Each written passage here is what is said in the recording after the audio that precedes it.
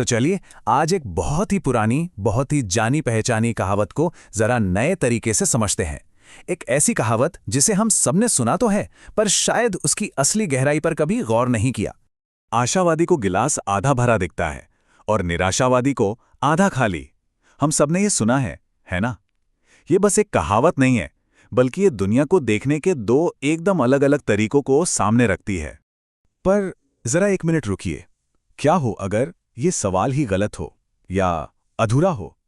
क्या हो अगर ये छोटा सा टेस्ट, ये गिलास, हमारे अंदर की किसी बहुत गहरी सच्चाई को दिखा रहा हो? तो चलिए इसी आइडिया में थोड़ा और गहरा उतरते हैं। ये जो ग्लास है ना, ये कोई पैमाना नहीं है, ये एक आईना है। एक ऐसा आईना जो बाहर की दुनिया को नहीं, बल्कि हमारे अंदर की दुनिया को दिखाता है। मतलब ये कोई पर्सनैलिटी क्विज नहीं है कि आप आशावादी हैं या निराशावादी नहीं। ये तो एक तरह से प्रोजेक्शन की मास्टर क्लास है।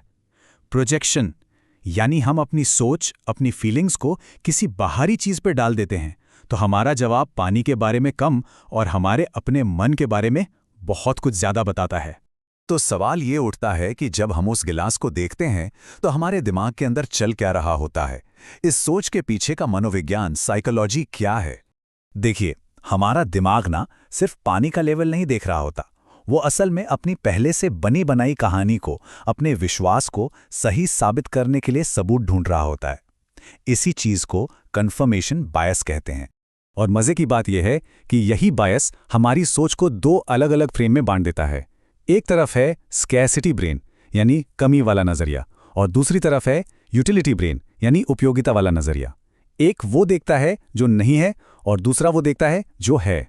ये जो कमी वाला नजरिया है ना, ये हमारे अंदर के उस पुराने आदिम दिमाग से आता है जिसका काम बस खतरों से बचना था। वो हमेशा देखता है कि क्या काम है, क्या खत्म हो सकता है। उसकी आवाज कुछ ऐसी होती है, अरे देखो क्या कम है, कहीं ये खत्म ना हो जाए। और यहीं पर सबसे जरूरी बात सामने आती है। देखिए, ग्लास तो बस एक ग्लास है, न्यूट्रल, उसे कोई फर्क नहीं पड़ता। पर हम इंसान, हम चीजों को समझने के लिए अपनी भावनाओं को, अपनी फीलिंग्स को उन पर डाल देते हैं, प्रोजेक्ट कर देते हैं। साइकोलॉजी की भाषा में इसे साइकोलॉजिकल प्रोजेक्शन कहते हैं। ये एक तरीका है जिससे हम बाहरी दुनिया को एक मूवी स्क्रीन जैसा बना देते हैं, जिस पर हमारे अंदर की कहानी चल रही होती है। और पता है इससे क्या होता है? इससे एक बहुत ही पावरफुल फीडबैक लूप बन जाता है। जैसे अगर कोई अंदर से खालीपन महसूस कर रहा है, तो आधा खाली ग्लास उसके उस एहसास को और भी पक्का कर देता है। और वहीं अगर कोई खुद को केपेबल, सक्षम महसूस कर रहा है, तो वही आधा भरा ग्लास उसे और ज्यादा करने की उम्मीद देता है। तो इसका मतलब क्या हुआ? मतलब ये कि हम उस ग्लास के बारे में नहीं बता रहे होते, हम असल में बता रहे होते हैं अपनी कैपेसिटी के बारे में, उस सिचुएशन से निपटने की हमारी अपनी क्षमता का आकलन कर रहे होते हैं। तो सवाल ये है कि अगर आशावादी होना और निराशावादी होना ये दोनों ही सिर्फ हमारी सोच का प्रोजेक्शन है, तो क्या इनसे परे कोई तीसरा रास्ता भी है, कोई और विकल्प? बिल्कुल है, और वो रास्ता है यूटिलिटेरियन रियलिज्म का, यानी उपयोगितावादी यथार्थवाद। ये नजरिया फालतू के फिलॉसफिकल बहसों से हटकर सीधे काम की बात पर फोकस करता है। मतलब ऐसे सवाल पूछना जिनका कोई प्रैक्टिकल हल निकल सके। तो एक रियलिस्ट, एक यथार्थवादी इस पर बहस नहीं करेगा कि ग्लास आधा भरा है या खाली। वो सबसे पहले पूछेगा कि क्या ये पानी साफ है? मतलब रिसोर्स की क्वालिटी क्या है? ठीक है, पानी साफ है। अगला सवाल, क्या मेरे पास कोई स्ट्रॉ है या इसे इस्तेमाल करने का कोई और जरिया है? मतलब हमारे पास टूल्स क्या हैं? और फिर तीसरा और बहुत जरूरी सवाल, आसपास कोई और भी है जिसे प्यास लगी है? मतलब सिर्फ अपनी नहीं, बल्कि पूरे कॉन्टेक्स्ट और दूसरों की जरूरतों के बारे में सोचना। तो ये जो शिफ्ट है ना, अपनी सोच को प्रोजेक्ट करने से हटकर इन प्रैक्टिकल सवालों पर ध्यान देना, इसी को एजेंसी कहते हैं, यानी हालात को बदलने की शक्ति। ये सिर्फ निराश होकर बैठ जाने या ख्याली पुलाव पकाने के बीच का रास्ता है, एक्शन का रास्ता। अच्छा, अब इस पूरे आइडिया को आज की दुनिया में लेकर आते हैं। देखते हैं कि ये मिरर, ये आईना आज के इस इंफॉर्मेशन से भरी दुनिया में कैसे काम करता है। सोच कर देखिए, आज के जमाने में वो गिलास क्या है?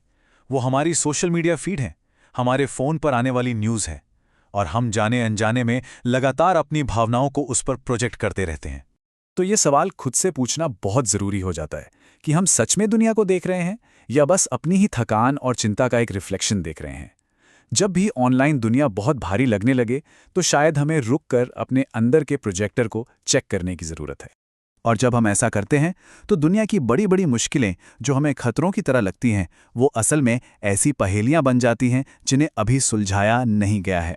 और पहेलियों का नेचर क्या होता है, वो हमें उन्हें सुलझाने के लिए बुलाती हैं, एक्शन लेने के लिए उकसाती हैं। तो बात घूम फिर कर वहीं आ जाती है। पानी तो है, ग्लास में पानी मौजूद है।